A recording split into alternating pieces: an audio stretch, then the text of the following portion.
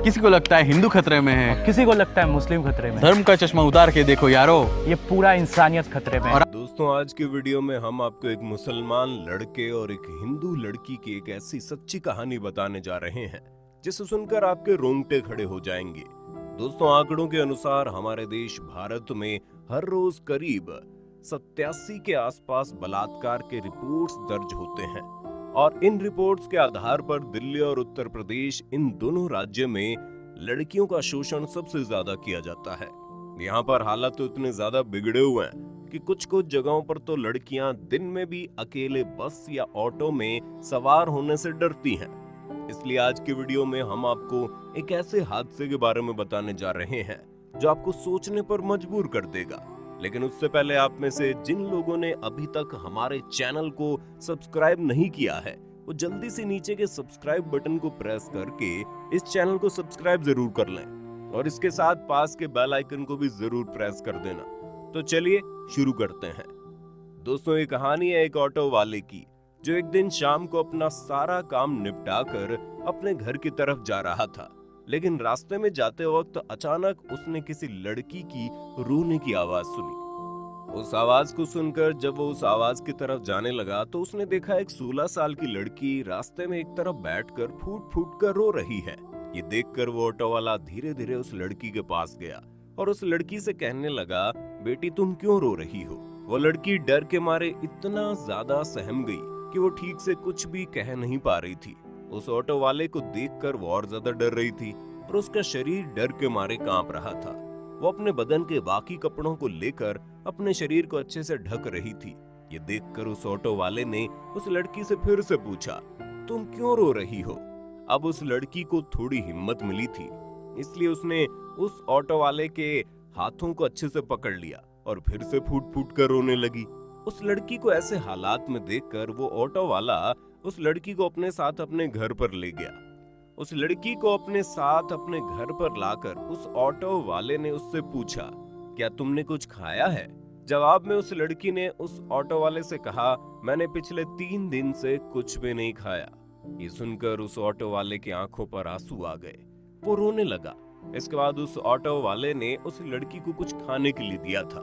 उसके बाद एक अलग कमरा भी तैयार कर दिया ताकि वो अपना मानसिक संतुलन वापस पा सके। दूसरे दिन जब उस ऑटो वाले ने उस लड़की से उसके बारे में पूछा, तब उस लड़की ने उस ऑटो वाले को बताया, मैं दिल्ली की रहने वाली हूँ और वहाँ एक कॉलेज में पढ़ती हूँ। उस लड़की ने अपना एड्रेस और अपने माँ बाप का नाम भी बताया। इसके बाद वो कहने लगी, यहाँ पर अपने मामा के पास रहती हूँ, लेकिन एक दिन मेरे मामा ने मुझे फिल्म इंडस्ट्री में काम दिलाने के नाम पर मुझे बेचने की कोशिश की, लेकिन मैं कुछ भी करके वहां से भाग निकली। इसके बाद वो लड़की फिर से रोने लगी और रोते रोते वो फिर से कहने लगी, मुझे अब कुछ भी समझ में नहीं आ रहा, मैं क्या करूं, कहां जाऊं? मैंने कभी सपने में भी नहीं सोचा था कि मेरा खुद का मामा मेरे साथ ऐसा कर सकता है। उस लड़की की बातों को सुनकर उस ऑटो वाले के आंखों में आंसू आ गए और वो भावुक हो गया। उस लड़की ने उस ऑटो वाले से कहा, अब मैं बस दिल्ली अपने माँ बाप के पास वापस जाना चाहती हूँ। जी हाँ दोस्तों, ये वही भारत देश है जहाँ पर दिन में करीब 87 रेप केसेस दर्ज होते हैं, लेकिन फिर भी यहाँ पे मुजीबर नाम के कुछ ऐसे ही ईमानदार ऑटो वाले मिल जाते हैं जिसकी कहानी हम अभी सुन रहे हैं। हालांकि आज के दिन इंसान हैवान बन चुका है, लेकिन मुजीबर जैसे लोग आज भी इंसानियत का झंडा लहराते फिरते हैं।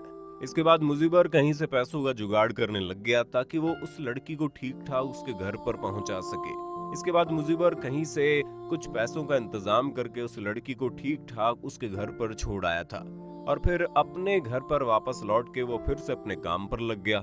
मुजीबर फिर से अपने ऑटो को लेकर अपने काम पर ध्यान दे रहा था, लेकिन कुछ महीनों बाद उसका ऑटो एक दुर्घटना का शिकार हो गया, जिसके चलते मुजीबर के दोनों पैर अपाहिज हो गए। इसके बाद कुछ महीने उसका गुजारा अच्छे से हो गया था, लेकिन अब उसकी जमा पूंजी खत्म होने लगी थी और उसके परिवार में भी खाने के लाले पड़ गए।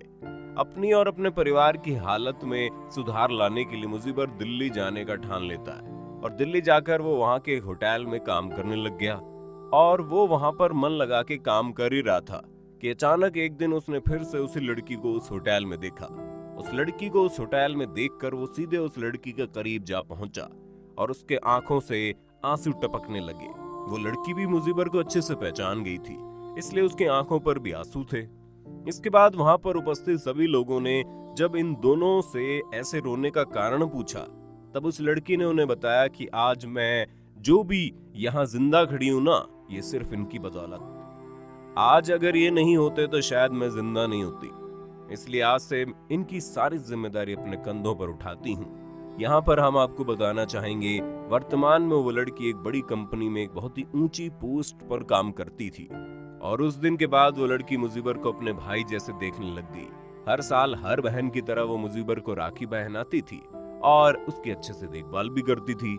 दोस्तों, अगर आप लोग भी अपने मन में ऐसा ख्याल रखते हैं कि भारत सिर्फ बुरे लोगों का देश है, तो हम आपसे बस इतना कहना चाहेंगे, आप अपनी सोच फौरन बदल दीजिए, क्योंकि भारत में हम और आप जैसे कई सारे अच्छे लोग भी रहते हैं जो अपनी रोटी ईमानदारी के पैसों पर कमाते हैं और दूसरों की मदद भी करते हैं। ये कहावत तो आपने सुनी होगी कि नेकी कर दरिया में डाल। आज के दिन अगर आप किसी की मदद करते हैं तो इस बात की कोई गारंटी नहीं है कि दूसरे भी मुसीबत में आपकी मदद करेंगे। लेकिन दोस्तों, हमारे समाज में आज भी कुछ ऐसे लोग मौजूद हैं जो लोग मुसीबत के वक्त पर अपना सब कुछ भूलकर भी दूसरों की मदद करने के लिए खुद को समर्पित कर देते हैं, और मुजीबर भी इन्हीं लोगों में से एक था। दोस्तों, इंसानियत हमेशा हमें यही सिखा देती है कि मुसीबत के वक्त पर हमें अपना सब कुछ भूलकर सिर्फ दूसरों की मदद करनी चाहिए, और अगर हमारे मुसीबत में कोई मदद करता है तो मरने से पहले हमेशा उसका कर्ज अदा कर देना चाहिए, क्योंकि अगर उसका कर्ज को अदा किए बिना ही हम इस दुनिया से चल बसे तो हमें भी ऊपर जाकर कभी भी शांति नहीं मिलेगी और हमेशा इस बात का पछतावा रहेगा कि हमारे सर पर अभी भी उस व्यक्ति के एहसानों का कर्ज है। इसलिए दोस्तों, अगर आपके साथ कोई बुरा बर्ताव करता है तो आप इस बात को भूल जाइए, इसमें कोई दिक्कत नहीं है। लेकिन अगर कोई आपके बुरे वक्त में आपकी मदद करता है तो उस व्यक्ति का एहसान अपने मरते दम तक कभी मत छोड़ना।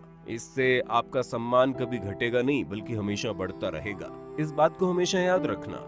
तो दोस्तों, आज के लिए बस इतना ही। आज की वीडियो को लेकर आपकी क्या राय है, ये आप हमें कमेंट बॉक्स में बता सकते हैं। और अगर आप ये वीडियो पसंद कर रहे हैं तो इसे लाइक करने के साथ साथ अपने दोस्तों में शेयर भी कर देना। और अगर आप हमारे चैनल पर नए हैं तो चैनल को सब्सक्राइब जरूर कर देना।